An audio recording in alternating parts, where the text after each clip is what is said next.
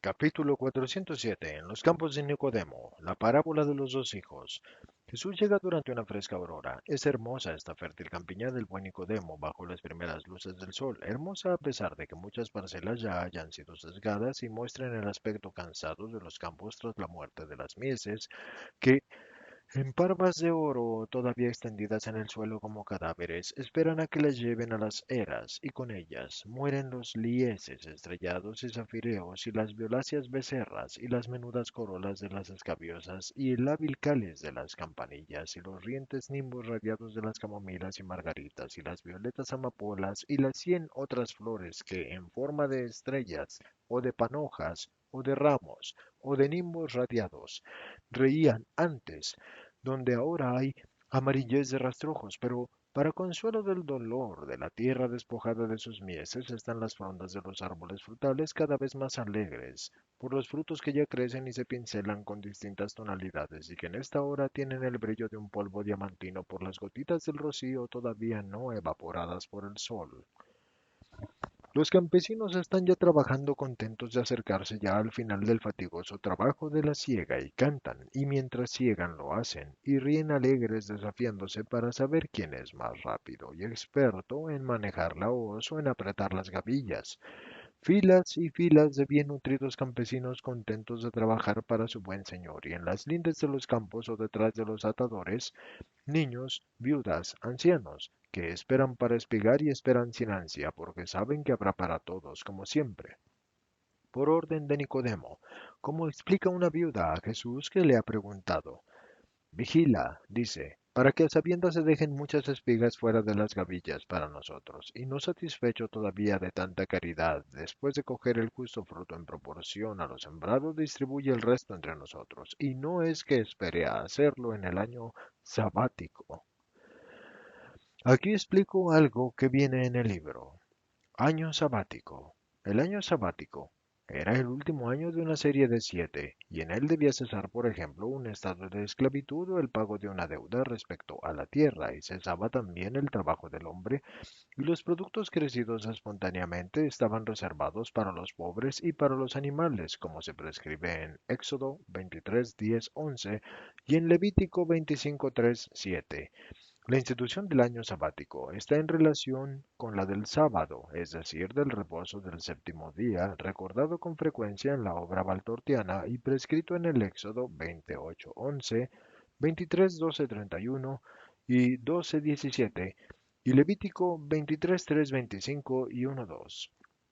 Esto de favorecer al pobre con sus cereales lo hace siempre, y lo mismo hace con las aceitunas y la vid. Para los que no lo notaron, la lectura ha continuado. Por eso, Dios lo bendice con cosechas milagrosas. Las bendiciones de los pobres son como rocío para las semillas y las flores, y hacen que cada semilla de varias espigas, y bueno, que no caiga flor, como una flor cualquiera sin cuajar en fruto. Y este año nos ha dicho que todo es nuestro porque es un año de gracia, y no sé a qué gracia se refiere, a no ser que sea porque decimos nosotros los pobrecillos, y dicen sus felices dependientes que es discípulo en secreto del que se dice ser el Cristo y que predica el amor a los pobres para mostrar el amor a Dios. Quizás lo conoces si eres amigo de Nicodemo, porque los amigos normalmente tienen los mismos afectos. José de Arimatea, por ejemplo, es muy amigo de Nicodemo y también de él se dice que es amigo del rabí. Oh, ¿qué he dicho? Que Dios me perdone, he perjudicado a dos hombres buenos de la llanura. La mujer está consternada y Jesús le sonríe y pregunta, ¿por qué, mujer? ¿Por qué? Dime. ¿Eres verdadero amigo de Nicodemo y de José o eres uno de los del Sanedrín, uno de los falsos amigos que harían daño a dos hombres buenos si tuvieran la certeza de que son amigos del Galileo? Tranquilízate. Soy verdadero amigo de estos dos hombres buenos, pero tú sabes muchas cosas, mujer. ¿Cómo las sabes? Todos las sabemos, arriba con odio, abajo con amor, porque aunque no conozcamos al Cristo, lo amamos nosotros. El desecho de todos los amados es solo por Él, que enseña a amarnos y tememos por Él. Son tan pérfidos los judíos y los fariseos y los escribas y los sacerdotes. Oh, te estoy escandalizando, perdona. Es lengua de mujer y no sabe callar. Pero es porque todo el dolor nos viene de ellos, de los poderosos que nos aplastan sin piedad y nos obligan a ayunos no prescritos por la ley, sino más bien impuestos por la necesidad de encontrar denarios para pagar todos los diezmos que ellos, los ricos, han cargado sobre los pobres. Y es porque toda la esperanza está en el reino de este rabí, que si es tan bueno, ahora lo persiguen. ¿Y cómo será cuando pueda ser rey? Su reino, el de este rabí al que tú te refieres, no es de este mundo, mujer. No tendrá ni palacios ni soldados, y no impondrá leyes humanas, y no distribuirá denarios, pero enseñará a los mejores a hacerlo. Y los pobres encontrarán no dos, ni 10 o 100 amigos entre los ricos, sino que todos los que crean en el Maestro unirán sus bienes para ayudar a los hermanos sin bienes, porque de ahora en adelante no se llamará prójimo al propio semejante, sino hermano en el nombre del Señor. Oh, la mujer está admirada y soñando ya con esta era del amor. Acaricia a sus niños y sonríe luego y levanta la cabeza y dice, ¿entonces me aseguras que no he perjudicado a Nicodemo hablando contigo? Porque me ha venido espontáneo y son tan dulces tus ojos y es tan sereno tu aspecto, no sé, me siento segura como si estuviera al lado de un ángel de Dios y por eso he hablado. No has perjudicado, de eso puedes estar segura. Es más, has dicho de mi amigo una gran alabanza por la que yo lo alabaré y lo apreciaré más todavía. ¿Eres de estos lugares? No, no, señor. Soy de entre Lida y Bet Dagon. Pero cuando hay posibilidad de alivio, uno corre, señor, aunque sea largo el camino. Más largos son los meses del invierno y el hambre. Y más larga que la vida es la eternidad, y habría que tener para el alma la diligencia que se tiene para la carne y correr donde hay palabras de vida. Yo lo hago con los discípulos del rabí Jesús. Él es bueno y el único bueno de entre los demasiados rabíes que tenemos. Haces bien, mujer, dice Jesús sonriendo y haciendo una señal a Andrés y a Santiago de Zebedeo que están con él, mientras que los otros han ido hacia la casa de Nicodemo, de que dejen de hacer un verdadero jeribeque para dar a entender a la mujer que el rabí Jesús es el que le está hablando. Claro que hago bien, no quiero tener el pecado de no haberlo amado y de no haber creído en él. Dicen que es el Cristo y yo no lo conozco, pero quiero creer, porque pienso que buena les va a caer a los que no quieran aceptarlo como tal. Y si tus discípulos estuvieran en un error, pone a prueba a Jesús. No puede ser, señor. Son demasiado buenos y humildes y pobres como para pensar que si gana uno no santo, y además he hablado con gente curada por él.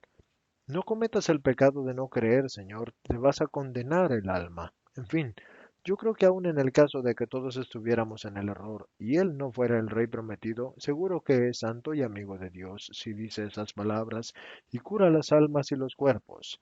Y estimar a los buenos siempre beneficia. Bien has hablado.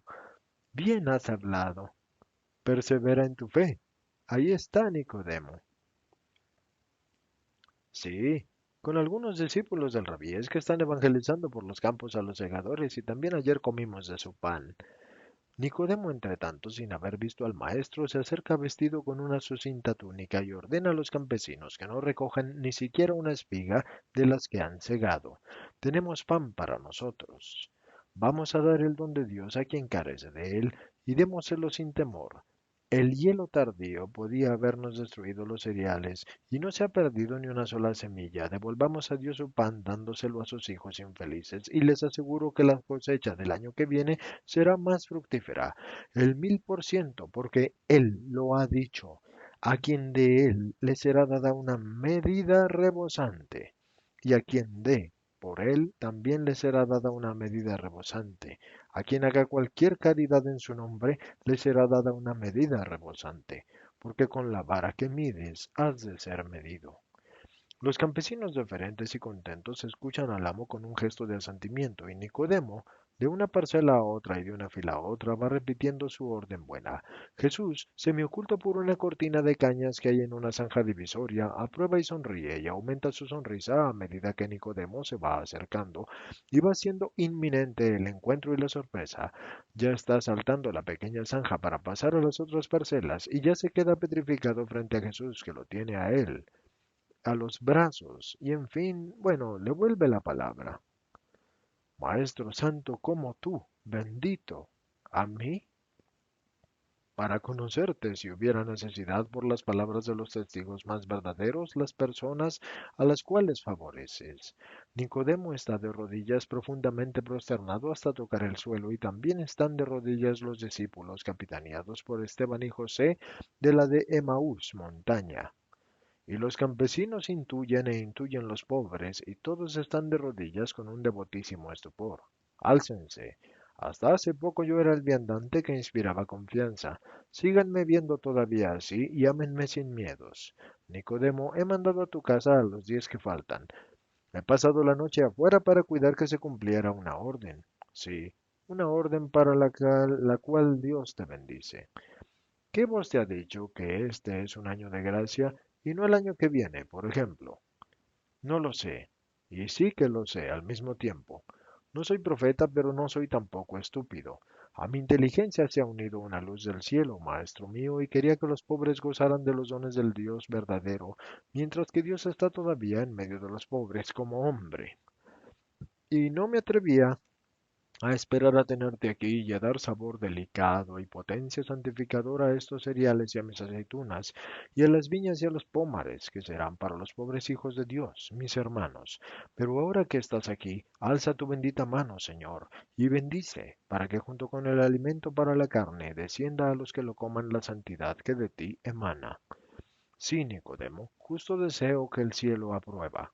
Y Jesús abre los brazos para bendecir. Espera, que voy a llamar a los campesinos, y con un silbato silba 3 veces, un silbido agudo que se expande por el aire quieto y provoca una carrera de segadores y espigadores curiosos de todas las partes, una pequeña muchedumbre, y Jesús abre los brazos y dice, por la fuerza del Señor y por el deseo de su siervo, la gracia de la salud del Espíritu y de la carne descienda a cada uno de los granos y a cada uva y aceituna o fruto, y favorezca y santifique a los que los coman con un espíritu bueno y libre de concupiscencias y de odios y de deseos, cosas que sean incorrectas y que no vayan de acuerdo con el hecho de servir al Señor.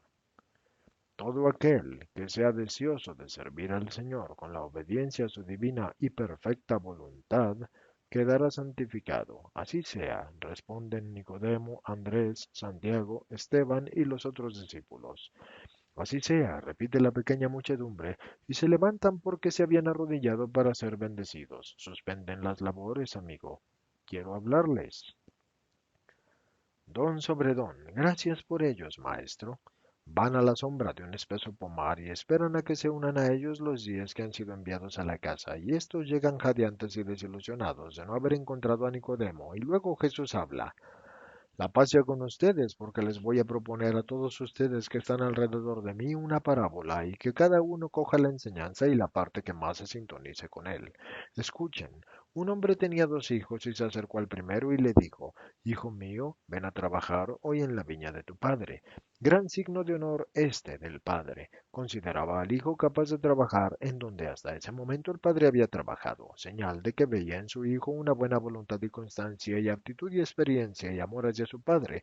Pero el hijo, un poco distraído por las cosas del mundo, temiendo aparecer extremadamente como un siervo, y Satanás usa sus espejismos para alejar del bien, temiendo burlas y quizás incluso represalias de enemigos de su padre que contra éste no se atrevían a levantar la mano, pero que tenderían al menos consideraciones con su hijo, respondió, no voy, no tengo ganas. Y el padre fue entonces con el otro hijo y le dijo lo mismo, que había dicho así al primero.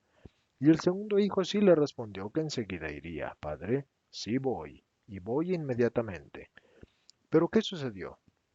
Sucedió pues que el primer hijo, siendo de ánimo recto, después de un primer momento de debilidad y de la tentación y de la rebelión, arrepentido de haber disgustado a su padre, fue a la viña, y sin decir nada, así lo hizo, y estuvo trabajando todo el día y aprovechando hasta la anochecida, y luego volvió satisfecho a su casa con la paz en el corazón por el deber cumplido, y el segundo hijo, por el contrario, fue mentiroso y débil, y salió de casa, sí, pero luego se entretuvo a vagabundear por el pueblo, haciendo inútiles visitas a amigos influyentes, de los cuales esperaba obtener alguna ventaja, y decía en su corazón, mi padre es viejo y no sale de casa, le diré que yo le he obedecido y se lo va a creer. Pero llegado el anochecer también para él, y habiendo regresado a su casa, su aspecto cansado de ocioso y los indumentos sin arrugas, y el saludo inseguro a su padre que lo observaba y lo comparaba con el primero, que había vuelto cansado, sucio, despeinado pero jovial, y con una mirada humilde y sincera y buena, que sin querer jactarse del deber cumplido quería decirle a su padre, te amo, de verdad te amo. Tanto fue así que para complacerte he vencido la tentación. Y hablaron claramente al intelecto. Y efectivamente, el padre, el cual abrazando al hijo cansado dijo, bendito tú, porque has comprendido el amor.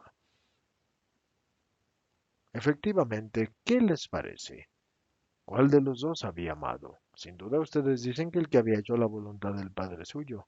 ¿Y quién la había hecho, el primero o el segundo hijo? El primero, responde la gente con unanimidad. El primero, sí. También en Israel, y ustedes que se quejan de ello no son los que dicen Señor, Señor, dándose golpes de pecho sin tener en su corazón el verdadero arrepentimiento de sus pecados. Tanto es así que cada vez que se hacen más duros de corazón, no son los que ostentan devotos ritos para que los llamen santos y luego privadamente se comportan sin caridad y sin justicia, no son estos los que se resbalan en la verdad contra la voluntad de Dios que me envía y la impugnan como si fuera la voluntad de Satanás, y esto, créanme, no será perdonado. No son estos los que son santos a los ojos de Dios, sino que son los que reconociendo que Dios todo lo hace, y que lo hace bien, acogen al enviado de Dios y escuchan su palabra para saber hacer mejor, cada vez mejor, lo que el Padre quiere, y son estos los que son santos y amados por el Altísimo. En verdad les digo que los ignorantes, los pobres, los publicanos, las meretrices, van a preceder a muchos de los que ahora son llamados maestros, poderosos, santos, y estos van a entrar en el reino de Dios. Y será justo, porque vino Juan a Israel para guiarlo por los caminos de la justicia, y demasiado Israel no le creyó. El Israel que asimismo se llamaba docto y santo, mientras que los publicanos y las meretrices sí le creyeron. Y he venido yo, y los doctos y los santos no me creen, y sin embargo creen en mí los pobres, los ignorantes, los pecadores, y yo he hecho milagros, y ni siquiera así se ha creído en ellos, y tampoco viene el arrepentimiento, y así no se cree en mí, sino que al contrario, se desata el odio contra mí y contra los que me aman. Pues bien, digo, benditos los que saben creer en mí y hacer esta voluntad del Señor en que hay salud eterna y aumentar su fe y sed constantes. Van a poseer el cielo porque han sabido amar la verdad. Pueden marcharse porque Dios está siempre con ustedes. Los bendice y se despide de ellos, y luego al lado de Nicodemo se dirige hacia la casa del discípulo para estar en ella mientras que el sol abraza.